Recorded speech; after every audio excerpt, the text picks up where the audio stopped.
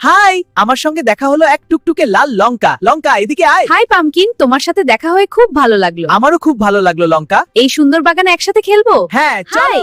আমার নাম লঙ্কা। ওহ, হাই লঙ্কা, চল একসাথে হাঁটি। হ্যাঁ, চলো। তুমি এত ছোট, কিন্তু সবাই তোমাকে এত ভয় পায় কেন? জানি না তো, বোধহয় আমার এই লাল রঙের জন্য। আমি ছোট হতে পারি, কিন্তু আমার ভেতরে আছে ঝাল শক্তি।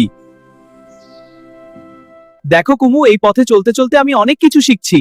আরে, তাহলে তো আমিও কিছু শিখতে পারি। হে হে, এই সবজিগুলো খাবো। ভয় পাচ্ছি। এই, আমি বন্ধুদের খাবে না। গরম গরম, খুব ঝাল। ওর বাবা পালাচ্ছে। দৌড়া ছাগল। পালাচ্ছি।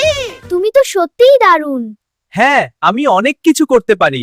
ওয়াও, তুমি খুব মজার। চল একসাথে ঘুরে আসি। হ্যাঁ, চল।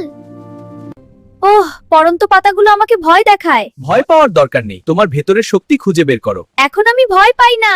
সেদিন থেকে কুমু আর ভয় পেত না।